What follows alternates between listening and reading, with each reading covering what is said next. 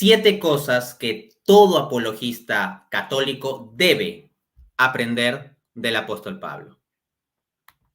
Bien, lo que quiero ofrecer el día de hoy, lo que quiero compartir, es un conjunto de reflexiones organizadas en 7 puntos a partir de características, experiencias, principios de conducta y espiritualidad que se ven en el apóstol Pablo y que deben necesariamente servirnos como lecciones a los apologistas católicos, especialmente, para que pongamos en práctica esto. El apóstol Pablo es el ejemplo de evangelizador por antonomasia, y la apologética debe ser vista como una forma de evangelización, de una forma de llevar el evangelio por medio de la argumentación, de la discusión, del análisis, del diálogo, de la refutación. Son aspectos implicados en la apologética. Y el apóstol Pablo, cuando evangelizó, incorporó también este tipo de dinámica. Ustedes revisen, por ejemplo, Hechos capítulo 17, y de hecho varios pasajes de la conferencia de hoy van a salir de Hechos capítulo 17, y lo que van a encontrar es que el apóstol Pablo, en gran parte, lo que hace es, al transmitir el evangelio, enfrentarse a objeciones. Al inicio de Hechos capítulo 17, por ejemplo, vamos a encontrar que se nos dice que él disputaba con los judíos, discutía o debatía con los judíos. Las traducciones más o menos lo ponen así: disputaba, discutía, debatía. Y esto era en torno a las escrituras y en torno al mensaje que él quería llevarles. De este modo, Pablo, como paradigma de evangelizador, de alguien que transmite y lleva el evangelio, es también un paradigma de apologista. Vamos pues, sin más preámbulos, a los 7 puntos que todo apologista católico debe aprender del apóstol Pablo. Primer punto: imitar a Cristo. Dice el apóstol Pablo, Primera de Corintios 11:1. Imítenme a mí, así como yo soy imitador de Cristo. Como cristianos, nosotros debemos reflejar a Cristo. Nosotros debemos ser luz del mundo. Eso es lo que nos pide el propio Jesús. Nótese que en Juan 8:12 nuestro Señor dice: yo soy la luz del mundo. Jesús se cataloga a sí mismo como la luz del mundo. Pero eso no excluye, sino más bien invita y suscita y habilita el que nosotros seamos luz del mundo también. Porque ese mismo Jesús que en Juan 8:12 dijo, yo soy la luz del mundo, en Mateo 5:14 dijo, ustedes son la luz del mundo. Así que, siendo parte del cuerpo de Cristo, tenemos que reflejar a Cristo. Entonces ya tenemos una primera lección para el apologista católico. Tiene que reflejar a Cristo, tiene que ser un imitador de Cristo. De este modo, cuando uno ve al apóstol Pablo, en cierto modo, ve a Cristo, porque, como dice el mismo apóstol en Gálatas 2:20, ya no soy yo quien vive, es Cristo quien vive en mí. Entonces, por supuesto que el apologista católico debe estar lleno de conocimientos del magisterio, la escritura, la tradición, debe conocer cosas de teología y de filosofía, y debe estar lleno de eso. Pero más que lleno de eso, debe estar lleno de Cristo. Y asimismo, debe vaciarse de toda arrogancia, soberbia, envidia, y llenarse solo de Cristo. En la medida en que nosotros podamos decir, así como San Pablo, ya no soy yo quien vive, es Cristo quien vive en mí, entonces nuestra labor apologética va a traer luz. Por supuesto que hay también gente que no comprende la luz y que odia la luz, así como le pasó a Cristo mismo, pero daremos luz en Cristo. En cambio, si nuestra forma de hacer la apologética, nuestra forma de defender la fe ante los no católicos, no refleja a Cristo, si nosotros no somos imitadores de Cristo en la forma y el fondo de hacer las cosas, entonces no estamos realmente cubriendo el estándar que deberíamos cubrir. Asimismo, dice el apóstol en Gálatas 6:17, que nadie me moleste, porque llevo en mi carne las marcas de Jesús. A tal punto, el apóstol Pablo se comprometió con ser imitador de Cristo, que en su propio cuerpo llevaba cicatrices, sufrimientos. Si nosotros vamos al texto griego, cuando dice las marcas de Jesús, esa palabra para marcas puede también entenderse en el sentido de cicatrices. Así que si queremos reflejar a Cristo, tenemos que reflejarlo con todo y su cruz. Un apologista que sea simplemente un discutidor de argumentos y que no refleje luz, santidad, amor y asimismo que no lleve la cruz, que no lleve ese sufrimiento por amor, con todo lo que implica la labor de apologética cuando se tome en serio, la labor de evangelización cuando se tome en serio, el ser cristiano cuando se tome en serio. Cualquiera que no tenga esos elementos es una caricatura de apologista. Entonces tenemos que aprender eso. Cabe hacer una anotación aquí. Estos son 7 puntos que yo estoy presentando como el ideal que debemos buscar o perseguir continuamente. Yo no estoy diciendo aquí que yo el 100% del tiempo esté el 100% a la altura, a la luz de estos ideales. ¿Cuánto quisiera yo poder estar a esa altura? No lo estoy. Así que aquí el punto es que vengo a hablar de la luz de Cristo, no vengo a hablar de mí. Por supuesto que muchas personas podrán, al ver los estándares que voy a presentar, pensar en tal o cual imperfección de parte de Dante Urbina que está hablando. Y sí, soy imperfecto, pero día a día lucho por estar a la altura de esto. Sí, estoy muy lejos, tengo mis fallas, pero también puedo decir con el apóstol, 1 Corintios 9:27, castigo mi cuerpo y lo someto a servidumbre. No vaya a ser que yo mismo, habiendo enseñado a otros, vaya a quedar reprobado. ¿Qué significa esto? Que uno tiene que ser vigilante sobre su vida espiritual. Y el apóstol dice esto en un contexto en el cual se habla de cómo tenemos que trabajar en la vida cristiana, así como los soldados o los atletas. Y uno tiene que privarse ciertas cosas. Por ejemplo, privarse de sueño, levantándose temprano, o estudiando o leyendo hasta tarde, u orando, aun cuando el sueño es pesado, haciendo ayuno, etcétera. Hay diversas formas en que uno puede, en cierto modo, reprender su cuerpo. Y esto es algo que necesitamos hacer. Necesitamos tener una vida unida a Cristo y llevar las marcas de Cristo, ofreciendo toda nuestra vida con amor. Tenemos que reflejarlo a Él.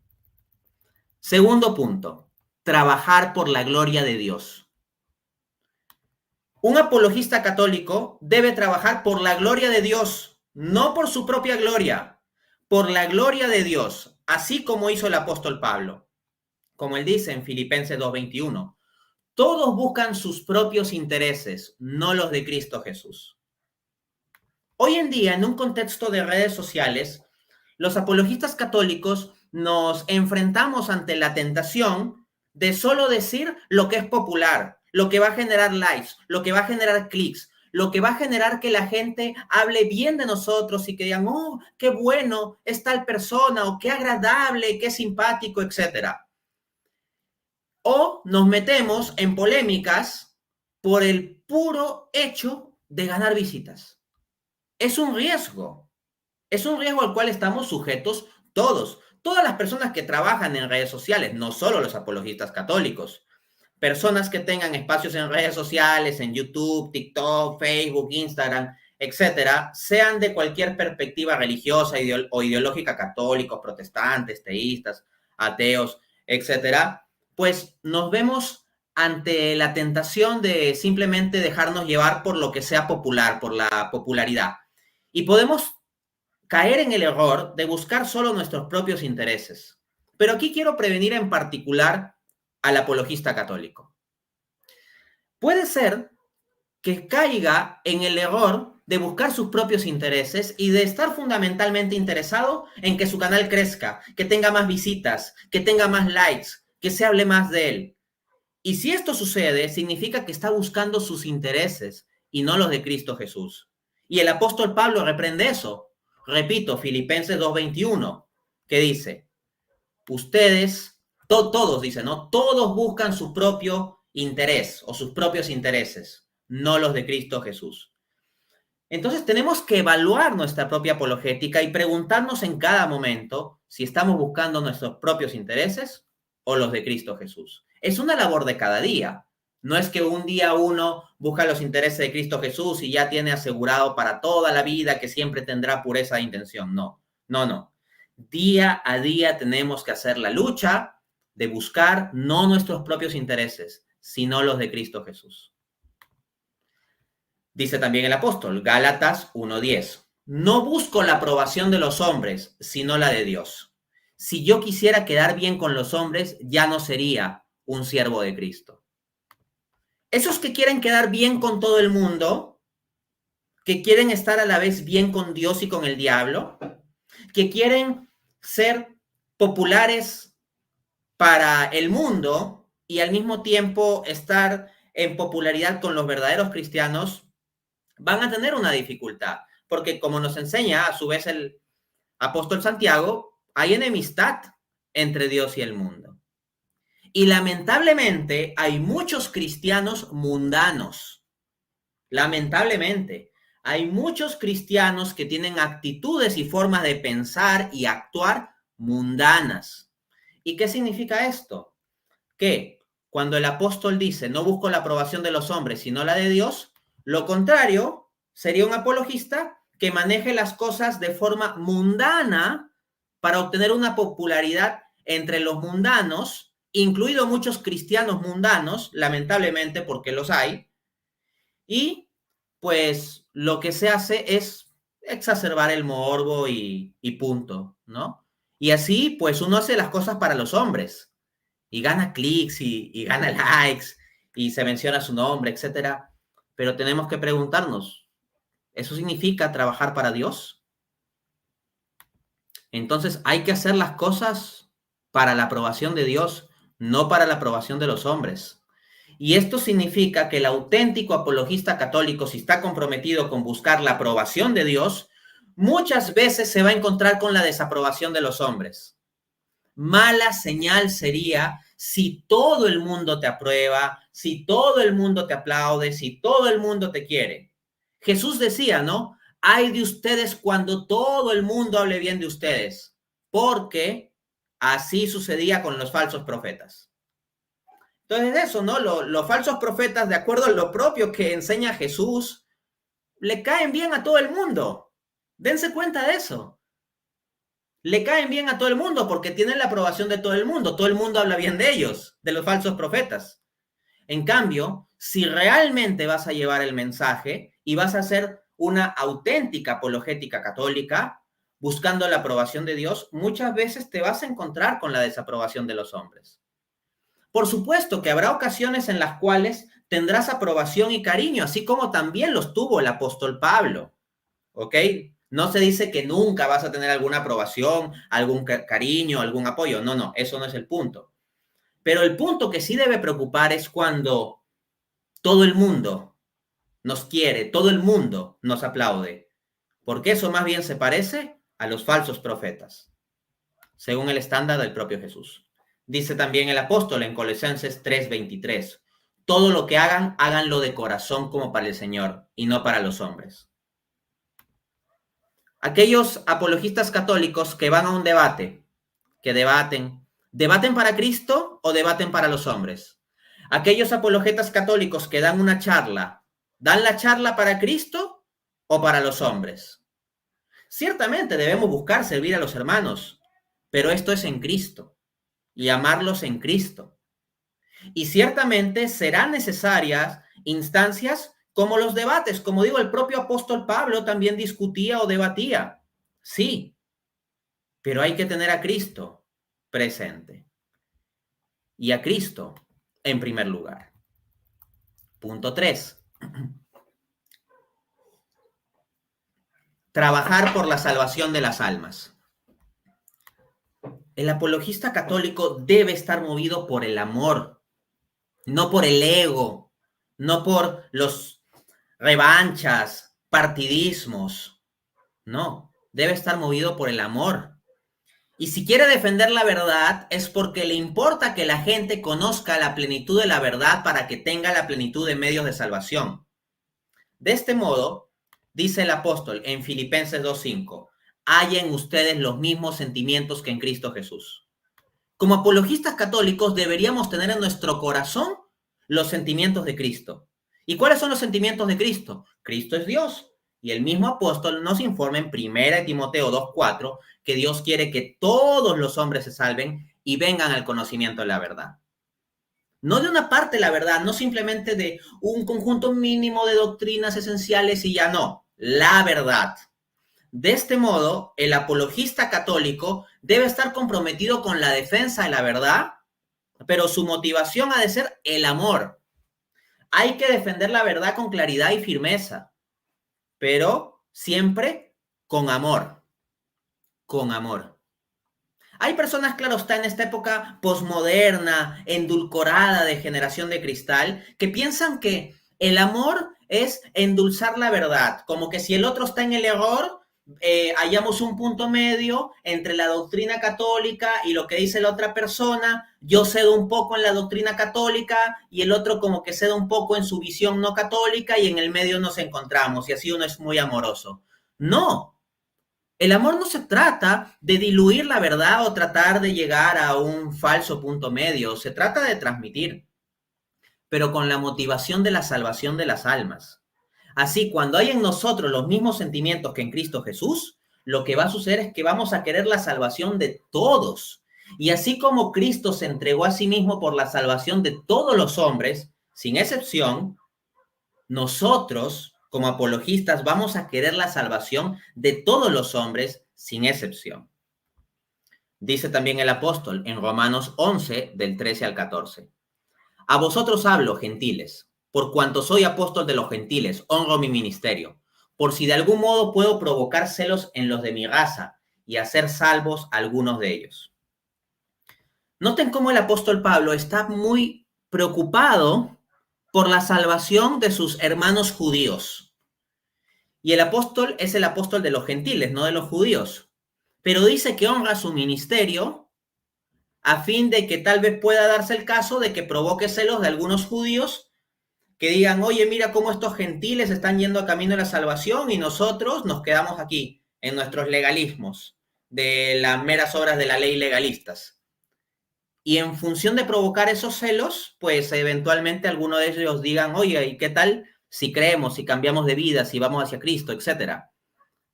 Pablo quiere, con el compromiso que él tiene de fidelidad a su ministerio, arrastrar a otros al camino de salvación, atraer a otros al camino de salvación.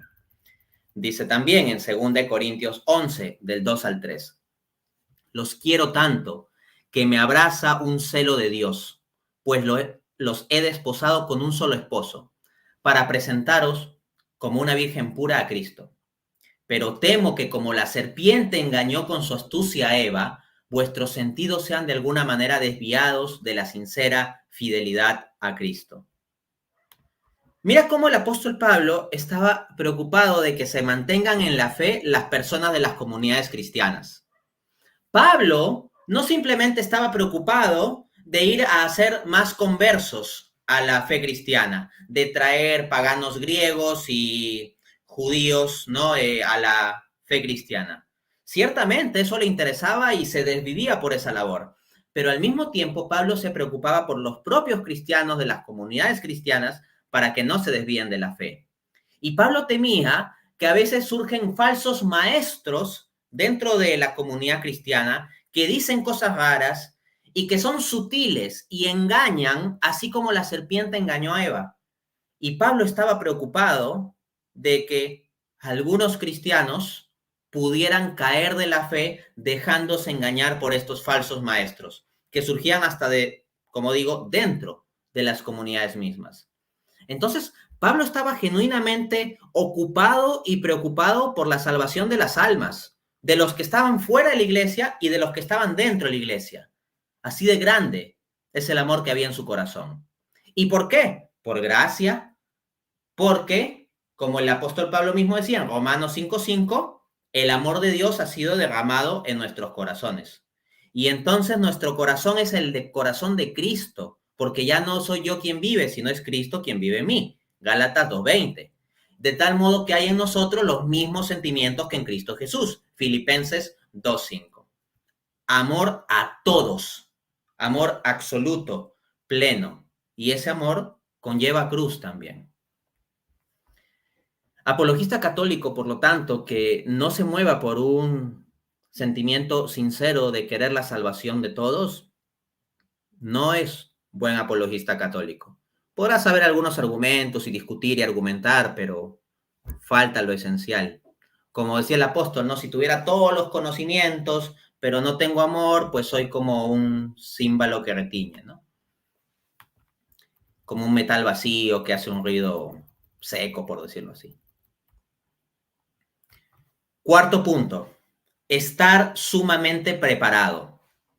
Hasta aquí he enfatizado aspectos espirituales del apologista, pero no vamos a descartar ni negar la necesidad de la preparación intelectual. Todo apologista católico debería estar muy bien preparado a nivel intelectual.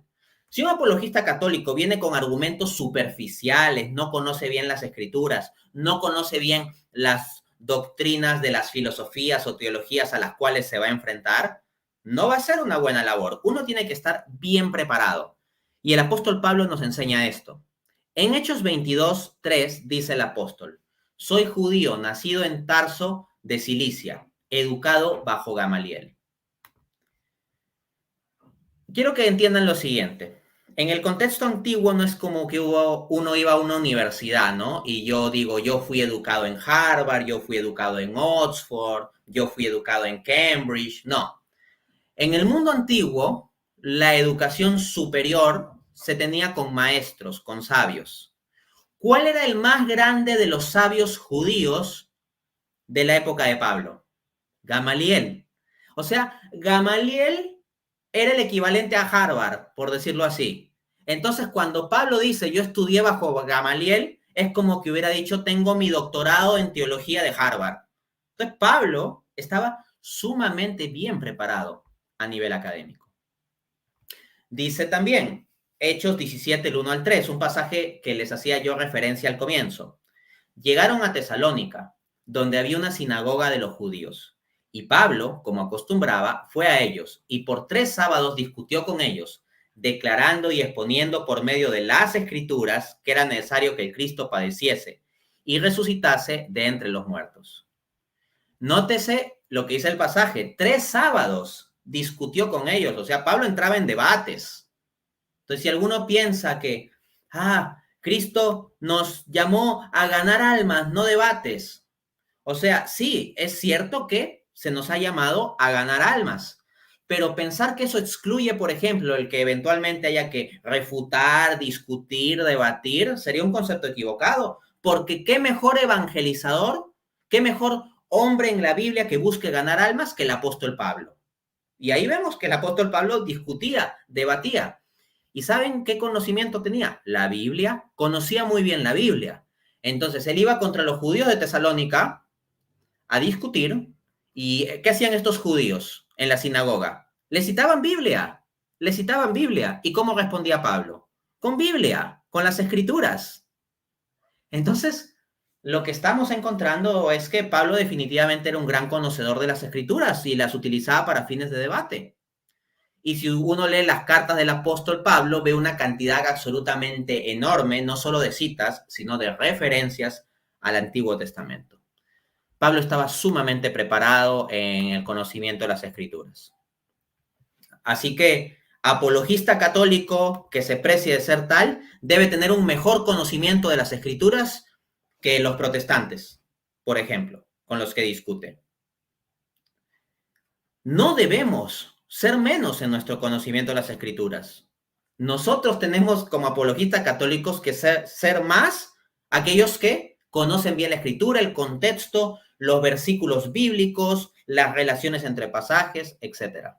En eso debemos sacar ventaja nosotros, no los otros. Nosotros los apologistas católicos, no los que están fuera de la fe católica. Así que comprometámonos con conocer más y mejor las escrituras. Pero Pablo no solo tenía conocimiento de la Biblia o de las escrituras. Pablo tenía conocimiento de la sabiduría secular de su tiempo, de las ciencias y filosofías de su tiempo. Y esto se evidencia en Hechos 17:28, donde dice el apóstol: en él somos, nos movemos y existimos, como también algunos de vuestros propios poetas han dicho, somos linaje suyo. Pablo dice esas palabras en el Areópago de Atenas. ¿Saben qué es el Areópago? Es el centro cultural del planeta en ese momento. Es como que Pablo estuviese discutiendo en un espacio de la Universidad de Harvard o la Universidad de Oxford, porque el culmen de la cultura en el mundo antiguo era Atenas. Y dentro del mundo ateniense, el centro cultural era el Areópago. Entonces estamos viendo que Pablo fue a la tribuna académica más importante del mundo. Necesitamos apologistas católicos que estén en las mejores tribunas académicas, que tengan contacto con los mejores académicos, las mejores universidades. Requerimos eso. Tenemos que ir a esa altura. Y el apóstol Pablo aquí, cuando cita la frase en Dios somos, nos movemos y existimos, está citando a un filósofo griego o un poeta griego. Asimismo, la frase somos linaje suyo también corresponde a un pensador griego. De tal modo que Pablo estaba familiarizado como hombre muy culto con la filosofía de su tiempo y la literatura de su tiempo.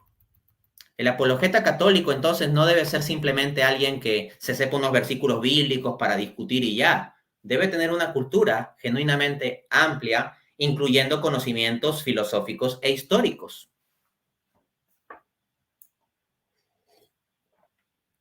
Quinto punto, hablar con la fuerza del Espíritu. El apologista católico debe estar movido por el Espíritu Santo. Y esto implica hablar con la fuerza del Espíritu. En el apóstol Pablo encontramos no un hombre tímido o apocado.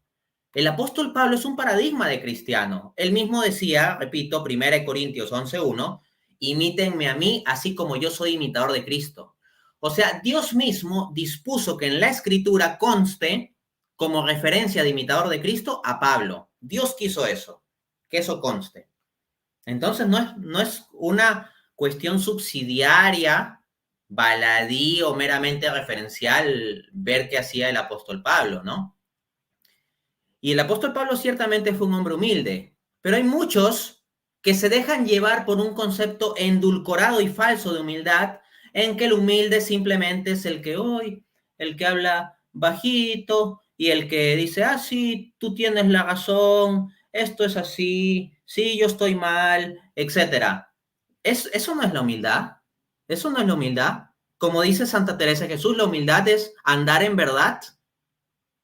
Y la verdad católica no tenemos por qué negociarla. El apóstol Pablo nunca se puso a diluir la verdad cristiana. Él habló fuerte y claro. Basta leer sus cartas. Se ve que el tono de Pablo es fuerte. Pablo es un hombre fuerte y dice las cosas de modo fuerte. Probablemente con los estándares posmodernos de la generación de cristal hoy en día, verían a Pablo pues como con la fuerza con la que habla, ¿no? Como, pues no sé, un hombre duro, arrogante. Tal vez le pondrían hasta otros adjetivos que por ahí he visto de moda, ¿no? Un poco entre los círculos de apologetas, de discusiones entre católicos y protestantes, ¿no? Lamentablemente hay mucho esto de ponerse adjetivos, es lamentable.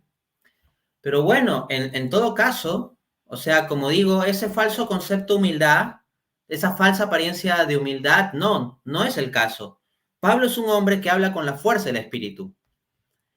Miren lo que dice en 1 Corintios 2:4. Mi predicación no fue con palabras persuasivas de sabiduría humana, sino con demostración del Espíritu y de poder. Entonces, Pablo no se pone a sí mismo como un orador elegante que te va a endulzar el oído con su elegante oratoria. No, él dice que no viene con palabras de sabiduría humana, sino con espíritu y poder, que así es como él habla. Segunda Timoteo 1 del 7 al 8 dice, no nos ha dado Dios espíritu de cobardía, sino de poder, de amor y de dominio propio. Por tanto, no te avergüences de dar testimonio de nuestro Señor. Aquel que se avergüenza de su fe, Aquel que se guarda la luz que Dios le ha dado por cobardía, no está cumpliendo este estándar. Entonces, de nuevo, hay muchos que identifican la humildad como si fuese una cuestión de estar apocado o algo así, pero no. Lo que nos dice Pablo es que el espíritu que Dios nos ha dado es un espíritu de fuerza, poder, amor, dominio propio. Eso es lo que tenemos que reflejar. Dice también el apóstol, 2 Corintios 12, del 7 al 9. Y para que la grandeza de las revelaciones no me exaltase demasiado, me fue dado un aguijón en mi carne, un emisario de Satanás que me abofetee, para que no me exalte de sobremanera. 3 veces le he rogado al Señor que me lo quite, pero él me ha dicho, te basta mi gracia, porque mi poder se perfecciona en la debilidad. Cuando yo aquí hablo sobre este asunto de la fuerza del espíritu en este punto número 5, notes eso, yo no estoy hablando aquí de la fuerza de la palabra humana. No estoy diciendo, es que Pablo era humanamente fuerte. No, no, no. Hablo de la fuerza del espíritu, y espíritu con mayúsculas, o sea, del Espíritu Santo. Porque Pablo lo que encuentra es que él es débil. Él es débil. Encuentra debilidad en sí, encuentra tentación, encuentra este aguijón de carne que lo abofetea y lo tortura y lo humilla. Y él le pide a Dios, quítame esto, quítame esto. 3 veces. Quienes hayan estudiado el contexto judío sabrán que para el contexto judío decir 3 veces algo es decirlo recontra en serio. Por ejemplo, en el Antiguo Testamento, cuando se dice que Dios es santo, no se dice simplemente Dios es santo, sino santo, santo, santo, justo 3 veces. Entonces, cuando Pablo dice, Pablo siendo judío, 3 veces le ha rogado al Señor, es que Pablo se lo pidió muy encarecidamente, muy en serio. Y aún así, Dios le dijo, te basta mi gracia. No le dijo, Pablo, humanamente yo te voy a resolver todos los problemas para que humanamente tú tengas todo el camino fácil a nivel interno y externo. Nadie te va a hacer oposición externa e internamente no vas a cargar con ningún dolor, mi querido Pablito, y vas a evangelizar bacán y vas a hacer lo máximo y todo el mundo te va a reconocer y aplaudir y te vas a sentir bien todo el tiempo. No, Dios no le dijo eso. Dios no le quitó el aguijón de carne para que Pablo se aferre a la gracia de Dios. Y dice, porque mi poder se muestra en la debilidad. Entonces, la fuerza del apologista católico, el poder del apologista católico, debe surgir de su debilidad, que es ocasión para la misericordia y fuerza del Espíritu Santo. De tal manera que uno puede decir, así como otro gran predicador, Juan Bautista, es necesario que yo disminuya y que él crezca. Entonces, cuando nos reconocemos débiles, Dios hace su trabajo. El apologista que se cree muy autosuficiente y fuerte con sus solas fuerzas humanas, ese no va a dar espacio para el espíritu. Uno tiene que reconocer su debilidad y dejar que ahí opere la gracia de Dios. 6. Sexto punto. Desenmascarar a los falsos maestros. Dice el apóstol. 2 Corintios 11, del 12 al 15. Si actúo y seguiré actuando de este modo, es para desenmascarar a esos que presumen ser como nosotros. En realidad, esos tales son apóstoles falsos, obreros fraudulentos, disfrazados de apóstoles de Cristo. Y no hay que sorprenderse, pues si el mismo Satanás se disfraza de ángel de luz, es natural que quienes le sirven se disfracen de agentes de salvación, pero tendrán el final que merecen sus acciones. Fin de cita de palabras del apóstol. Quiero que reflexionemos esto, amigos míos. El apóstol Pablo plantea la necesidad de desenmascarar a los falsos maestros.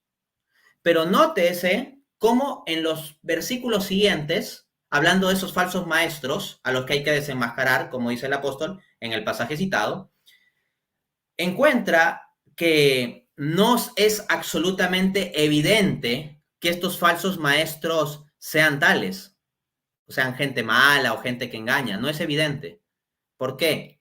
Porque dice, más bien, que Satanás se disfraza de ángel de luz. y que estos son obreros fraudulentos disfrazados de apóstoles de Cristo. ¿Qué significa esto? Que más bien estaba ocurriendo que muchas personas en la comunidad cristiana, la verdadera iglesia de Cristo del siglo I, muchas personas lamentablemente se estaban dejando llevar por falsos maestros. Y esos falsos maestros muchas veces eran tenidos como buenos cristianos, como apóstoles, como servidores de Cristo, como gente de luz. Y era necesario desenmascararlos. Así lo plantea el apóstol, es tal cual el pasaje que les he leído. Les vuelvo a leer para que vean que no es mayor especulación mía, es lo que dice el texto. Escuchemos de nuevo. 2 Corintios 11, del 12 al 15. Si actúo y seguiré actuando de este modo, es para desenmascarar a esos que presumen ser como nosotros. En realidad, esos tales son apóstoles falsos, obreros fraudulentos disfrazados de apóstoles de Cristo. Y no hay que sorprenderse, pues si el mismo Satanás se disfraza de ángel de luz, es natural que quienes le sirven se disfracen de agentes de salvación, pero tendrán el final que merecen sus acciones. Entonces, un apologista católico debe estar atento y saber que tiene también una responsabilidad, en cierto modo, como parte del cuerpo de Cristo, de proteger a las personas del cuerpo de Cristo. Ahora bien, recuerden que Jesús nos habló en el Evangelio de lobos vestidos con piel de oveja. Cristo claramente nos habló de lobos vestidos con piel de oveja. Y eso que anunció Jesús es lo que aquí está explicando Pablo. Miren, hay personas que evidentemente blasfeman contra la iglesia, atacan a la iglesia, son claramente anticatólicos. Entonces, ¿qué podemos decir de ellos? ¿Son lobos con piel de lobo? ¿O son leones rugientes contra la iglesia? Y es fácil identificar a esos falsos maestros, es muy fácil. Pero amigos católicos, no seamos ingenuos. No se planteó que únicamente iba la iglesia a ser atacada por lobos con piel de lobo, sino que Cristo mismo enseñó que iba a haber lobos con piel de oveja. Entonces, tal vez únicamente nos enfocamos en los lobos con piel de lobo y nadie se da cuenta de los lobos con piel de oveja.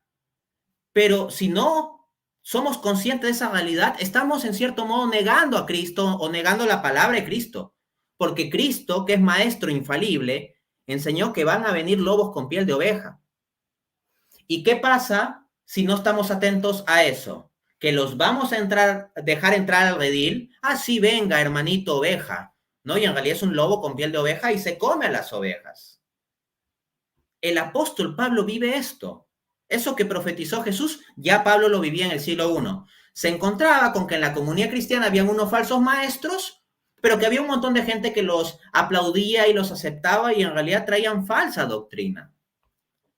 Y el apóstol Pablo tiene que alzar su voz. Dice también en 2 Corintios 11, 19, ustedes tan inteligentes soportan de buen grado a los insensatos, refiriéndose así a los falsos maestros. Entonces, hay mucha gente que se la dan de muy sabios, y no se dan cuenta que están asumiendo doctrinas extrañas o que están permitiendo entrar cosas extrañas al redil de Cristo, a la iglesia. El apóstol Pablo habla fuerte contra esto. Último punto, 7. Sufrir por el amor y la verdad. Si has tenido una carrera de apologista católico y no has sufrido, entonces no eres de Cristo. No eres un apologista de Cristo. Serás un argumentador más o menos simpático, pero si no has sufrido de verdad por el mensaje, entonces no eres un auténtico defensor de la fe. Porque la fe es atacada. Y si tú defiendes esa fe comprometido con la misma, vas a ser atacado. Y si no has sido atacado, no eres de Cristo. Así de simple. Dice el apóstol, 2 Corintios 11, del 24 al 29. 5 veces me dieron los judíos los 39 azotes de rigor. 3 veces me azotaron con varas. Una vez me apedrearon. Naufragué 3 veces y pasé un día entero flotando a la deriva en alta mar. Continuos viajes con peligro de toda clase. Peligros al cruzar los ríos o al caer en manos de bandidos. Peligros procedentes de mis propios compatriotas, de los paganos, de los falsos hermanos. Ahí hago un pequeño freno. Noten cómo Pablo había sufrido por parte de todo el mundo. Había sufrido por parte de judíos no cristianos, había sufrido por parte de paganos no cristianos y había sufrido también por parte de cristianos. Todo el mundo lo había atacado. De este modo, un auténtico apologista católico tiene que haber sido atacado por no católicos y también debe haber sido atacado por católicos. Porque toda persona que auténticamente a lo largo de la historia de la iglesia ha alzado su voz en defensa de la verdad, también ha tenido ataques desde dentro. Y el apóstol Pablo vivió esto. Sigamos citando. Peligros en la ciudad, en despoblado, en el mar, fatigas y agobios, innumerables noches sin dormir, hambre y sed, ayunos constantes, frío y desnudez. Y para no seguir contando, añádase mi preocupación diaria por todas las iglesias. Pues ¿quién desfallece sin que yo desfallezca? ¿Quién es inducido a pecar sin que yo lo sienta como una quemadura? Dice el apóstol. Quien de verdad esté comprometido con la apologética por amor a las almas, sabrá que el dolor más grande de Pablo es el de estas últimas palabras. No los azotes físicos, no la persecución. Si de verdad te mueve el amor, cuando tú ves personas que se alejan de la fe, hermanos que caen de la fe, eso te duele. Cuando ves personas confundidas, cuando ves gente en la iglesia que mete ideas raras o que se sale de la iglesia, eso te duele. Por eso el apóstol dice, ¿quién desfallece sin que yo también desfallezca? O sea, si algún cristiano se alejaba de la fe, a Pablo le dolía. Termino con el último pasaje. 2 Corintios 11 del 4 al 6. Si alguno viene y les anuncia otro Jesús distinto del que les hemos anunciado, o pretende que reciban un espíritu distinto del que recibieron, o un mensaje evangélico distinto del que abrazaron, ustedes lo aceptan tan a gusto. Pues no creo valer menos yo que esos superapóstoles. Admito que carezco de elocuencia, pero no me faltan conocimientos. Bien que se lo he demostrado a ustedes en las más diversas ocasiones y circunstancias. El sufrimiento que Pablo está expresando aquí es muy grande. Lo que Pablo está diciendo es, a ustedes, personas de la iglesia, me estoy encontrando con que ustedes siguen fácilmente a falsos maestros, a esos llamados superapóstoles. De buen gusto los aceptan. Imagínense, Pablo que había sufrido tanto por evangelizar, que amaba tanto a esas personas que encontraba, que gran parte de esa gente obedecía a falsos maestros, seguía a falsos maestros y desdeñaban al propio Pablo. Ponían en alto a unos superapóstoles y a Pablo lo ponían como poca cosa, ¿no? Como alguien pues que estuviese fuera de lugar. Pablo enfrentó desprecios dentro de la misma comunidad cristiana de gente que seguía a falsos maestros. Si como apologista católico estás comprometido con la verdad, también habrás tenido o irás a tener ese sufrimiento. Pero en todo esto se refleja Cristo Jesús, con su cruz, con su luz y con su resurrección. Muchas gracias. Hermano Dante, gracias. Qué buena charla. 7 puntos. Aquí los apunté. Hermanos, y el que no la vio desde el principio, vuelva a ver esa charla, compártela porque está riquísima, de verdad. Los 7 puntos. Imitar a Cristo, por supuesto. Tenemos que vivir lo que defendemos.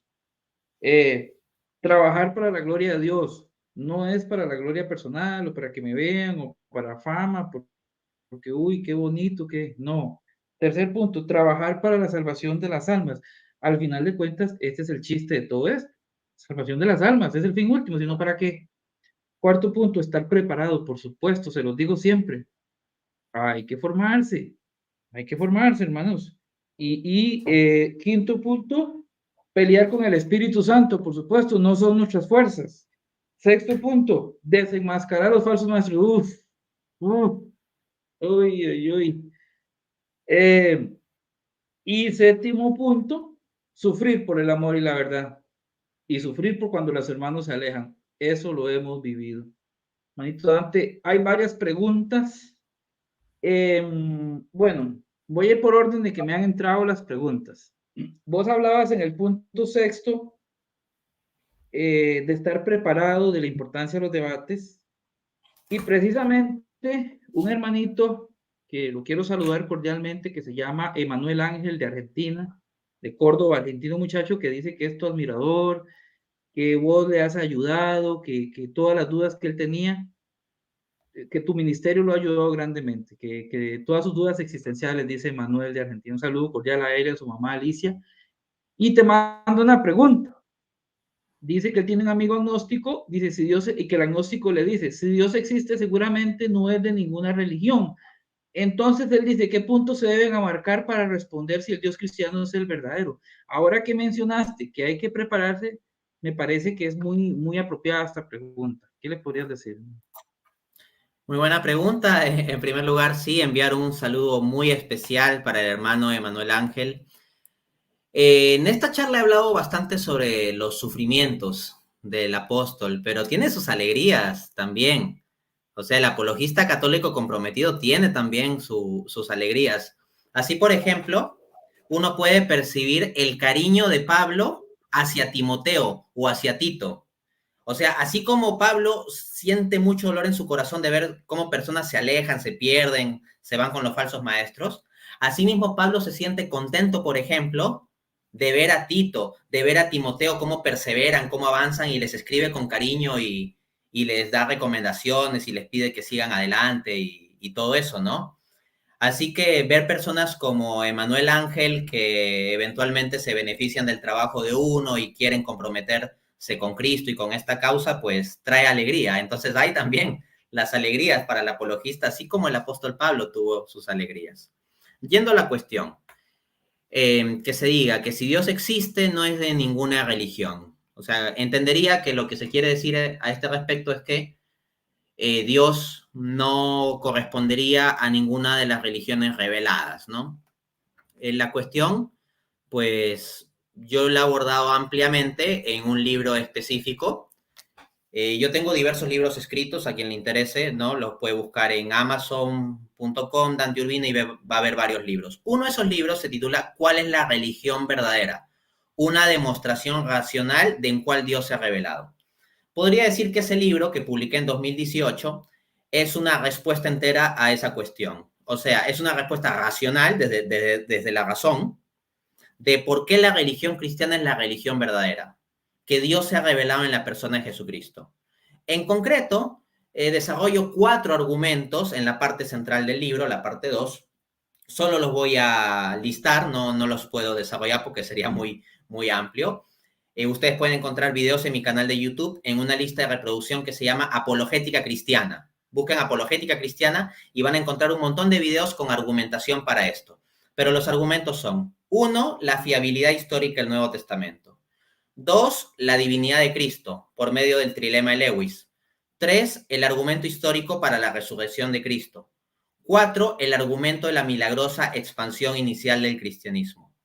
Estos 4 argumentos constituyen un buen caso acumulativo, racional, a favor de que el cristianismo es la religión verdadera. Indicado eso, en la parte 3 del libro, también doy respuesta a las religiones no cristianas, como el judaísmo, islam, budismo e hinduismo. Entonces es importante, y con esto cierro, concientizar sobre esa área de la apologética católica. No debemos pensar que la apologética se reduce únicamente a discutir con protestantes. Ciertamente está esa área, pero uno debe estar preparado para responder al ateo, para responder al agnóstico, para responder al judío, al musulmán, al budista, al hindú. Ojo, yo no digo que todos los apologetas católicos tengan que ser eruditos absolutos de todos los temas. Es obvio que se van a especializar más en algunos temas. Hay apologistas más especializados en responder a los ateos, otros más en responder a protestantes, etcétera. Pero lo que sí digo es que todo apologista católico debería al menos tener una formación básica en poder responder a cada una de estas personas. Luego de que tiene una formación básica en poder responder a todos esos grupos, ya después se puede especializar en algún grupo o tema específico. Hay quienes son especializados, por ejemplo, en testigos de Jehová, etcétera. Pero no deberíamos ser apologistas católicos que solo sepan responder a testigos de Jehová o a protestantes o a ortodoxos, qué sé yo, sino debemos estar preparados también para dar respuesta a todo aquel que nos pida razón de nuestra esperanza, como dice primera de Pedro 3:15. No dice el apóstol Pedro, solo los judíos que le pidan razón de su esperanza, ¿no? Puede venir un pagano griego, un filósofo estoico, un filósofo materialista griego, etcétera, a pedir razón al cristiano, y el cristiano debe estar preparado. Gracias, hermano. Pregunta Ana Martínez, que colabora conmigo aquí en el canal, la hermanita Ana del Salvador. Bueno, ya que usted mencionó los 7 puntos y todo lo que ha dicho, ¿qué recomiendas estudiar para comenzar a formarse en todos los elementos que mencionaste? A ver, en cierto modo, pues en principio lo que podría recomendar sería mis libros. Y voy a justificar bien esto. Piensa en lo siguiente. Yo he escrito libros sobre apologética teísta para defender la existencia de Dios, nivel 1. Nivel 2, apologética cristiana, para defender el cristianismo como religión verdadera frente a religiones no cristianas. Y el nivel 3, recientemente, por acá lo tengo, un libro de catolicismo, y lo quiero mostrar porque justo está el apóstol Pablo en la Te voy a, portada. te voy a poner en pantalla completa para que lo Ok. muestres bien. Como hablamos sobre el apóstol Pablo, o sea, quiero mostrar este libro porque está el apóstol Pablo en la portada y esa elección no fue al azar. Los libros de catolicismo muchas veces pueden considerar a Pedro, por ejemplo, al apóstol Pedro en la portada como lo distintivo. Pero creo que por lo que he dicho en esta conferencia verán que yo tengo como un muy especial aprecio por el apóstol Pablo, y entonces elegí la imagen del apóstol Pablo que está en el Vaticano en lugar de la imagen del apóstol Pedro, que yo sé que se puede identificar más distintivamente como católico, el primer papa, el que tiene las llaves, qué sé yo, ¿no? Entonces, el tercer libro de apologética católica. Entonces, ¿cuál es la razón por la cual yo en principio recomendaría mis libros? Quiero que piensen simplemente lo siguiente. Si ustedes van a escoger por ejemplo, tú, José, si tú vas a escribir un libro de apologética católica, tú en ese libro tratarías de juntar las mejores cosas que has leído dentro de distintas fuentes, o las dejarías fuera. ¿Tú qué harías? Lo mejor, pienso yo, Exacto, definitivamente. exacto. Es natural. Entonces, yo en mis libros, cuando estoy recomendando mis libros, no significa que yo estoy recomendando simplemente lo que yo digo, no, es que yo cito muchas fuentes. Entonces, de los diversos libros de apologética que yo he leído, entrevistas, debates, conferencias, artículos que he revisado de diversos autores, apologistas, santos, doctores, etcétera, yo he citado muchas de las cosas que me parecen más relevantes y más interesantes de compartir. Entonces, yo no digo que mis libros sean como el culmen, lo que digo es que alguien que quiera tener un marco general de todo esto, lo mejor que yo puedo ofrecer como introducción son mis propios libros, porque en mis propios libros yo he buscado reseñar de forma entendible y rigurosa estos aspectos. Luego, leyendo mis libros, las personas pueden encontrar ciertas citas de ciertos autores que les puede parecer, oye, esto quiero profundizarlo más. Por ejemplo, alguien leyendo mi libro de catolicismo encuentra algo sobre la Eucaristía, sobre un autor que habla sobre la Eucaristía que yo estoy citando, y dice, oye, este autor está muy interesante, y van y leen directamente ese autor. O, por ejemplo, alguien lee mi libro de teísmo filosófico y ve las citas que hago de Santo Tomás de Aquino y dice, oye, Urbina cita mucho a Santo Tomás seguro es interesante, y te vas a leer la Suma Teológica. En otras palabras, no planteo mis libros como un fin cerrado, sino que, como yo mismo al escribirlo he tratado de referenciar las fuentes mejores a las que he podido acceder, una forma resumida de ofrecerles esas fuentes es por medio de los libros, y luego ustedes leyéndolos podrán ir a las fuentes concretas que les interesen por fuera de los libros, ¿no? Por ejemplo, leer a Santo Tomás de Aquino en la Suma Teológica va a ser mejor que leer mi libro Apologética Teísta, para poner un ejemplo nomás. No, pero los libros de Dante sí, 100% recomendados. Y su canal de YouTube que se llama Dante Urbina, ¿verdad? Sí. Eh, recomendado totalmente.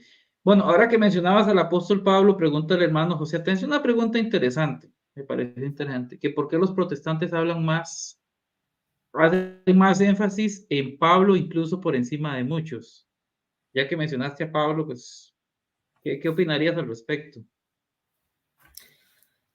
Me parece fundamentalmente que esto sucede con la cuestión de la soteriología. con el asunto de la salvación. Cuando se discuten temas de salvación, uno encuentra a veces que ciertas líneas protestantes tienden a citar mucho, mucho los escritos del apóstol Pablo y menos proporcionalmente otras partes del Nuevo Testamento.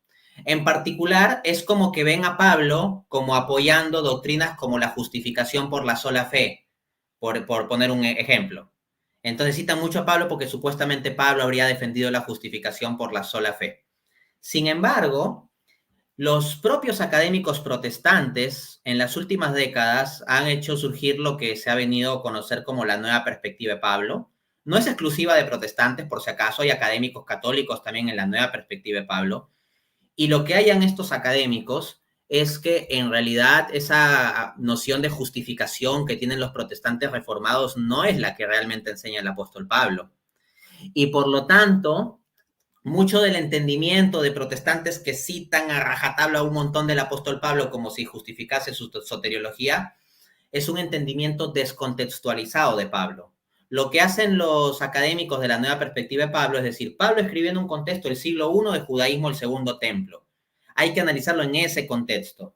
En lugar de leer los escritos de Pablo como si Pablo estuviese discutiendo con un católico del siglo XVI, y era la forma en que Lutero, en cierto modo, filtraba el escrito de Pablo, ¿no? Como si Pablo estuviera hablando, por ejemplo, en contra de las obras y en contra de las obras de los católicos en ese momento. No, lo que hay que hacer es poner a Pablo no en el siglo XVI, en el siglo I. Y en el siglo I, ver en concreto cuáles eran, por ejemplo, las obras de la ley respecto de las cuales Pablo estaba discutiendo, porque Pablo se opone a las obras de la ley, dice que estas no justifican. En Gálatas, me parece que es Gálatas 2:16. A ver, déjenme verificar, Y, Gálatas. y Romanos 3:20 y 3:28 también. Sí, sí, acá lo tengo. Sabiendo que el hombre no es justificado por las obras de la ley. Claro, entonces muchas veces se cita a Pablo porque él hace ese tipo de énfasis y se dice, ajá, entonces esto significa pues que Pablo descarta todas las obras. Y no, lo que plantean los académicos de la nueva perspectiva de Pablo es que obras de la ley no implica descartar todo tipo de obras, sino cierto tipo de obras muy específicas del legalismo judío, y que eso sería entender a Pablo en contexto. Para cerrar con la respuesta, entonces, ¿por qué muchos protestantes apelan a Pablo? Normalmente lo hacen más en soteriología, insisten mucho sobre Pablo en soteriología, pero múltiples académicos, como digo, la nueva perspectiva de Pablo señalan que ese tipo de apelaciones son fuera de contexto, fuera de lugar, que no se está entendiendo correctamente a Pablo. Hermano, bueno, esta pregunta es mía. Ya casi para ir terminando. Usted mencionó, bueno, los 7 puntos están magníficos. Para los que no lo vieron, vuelvan a ver el video de principio, están, bueno, guiado por el Espíritu Santo, definitivamente. El tema de los debates, que es algo que usted y yo hemos hecho, bueno, yo humildemente, ¿verdad? Pero hay personas que vienen y dicen, y está bien, o sea, se respeta el punto de vista de cada persona, pero hay personas que dicen que debatir no sirve, que debatir es malo, que no hay que pelear. Tal vez si me amplías un poquito el por qué sí se puede, sí se debe y sí es necesario, obviamente bien encausado, una herramienta como el debate para la evangelización y defensa de la verdad. No sé qué me podrías ampliar, hermano. Sí, muchas de las personas que se oponen a los debates lo hacen basándose en malas prácticas que han visto, ¿no? Una mala praxis. De este modo, pues ven simplemente, es que los debates son una pelea de egos y punto. Ciertamente, el riesgo del ego está presente en los debates y también en una conferencia, en una entrevista, en todo tipo de acciones, puede estar el ego. Ojo, el ego también puede estar en aquellas personas que se oponen a los debates, porque hay personas que dicen, sí, yo no soy como esos garroteros que debaten, ¿no? Yo soy una persona pulcra y santa y perfectamente de Cristo y no como esos locos que debaten, ¿no? Entonces, hay gente que en el fondo puede ser que esté pensando así, y despreciando a otros cuando uno no sabe lo que hay en el corazón de la otra persona. Que haya personas que debatan por malas motivaciones, por ego, etcétera, sí. Que sea un peligro latente las malas motivaciones para todos nosotros, sí, y también fueron un peligro para Pablo y para todos, porque todos los cristianos tenemos luchas. Pero de ahí no se sigue que los debates en sí mismos sean cosa mala o que todos los que debaten lo hacen por malas motivaciones. Esto, como digo, sería una falacia non sequitur, no se sigue. Ya vimos en Hechos 17, del 1 al 3, que el propio apóstol Pablo debatía con los judíos.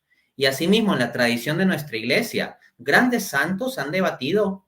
Por ejemplo, Santo Tomás de Aquino ha tenido sus debates, tanto por escrito como hablando. San Agustín se presentaba en debates. San Agustín tuvo no solo controversias escritas, en donde tuvo que escribir libros contra alguien.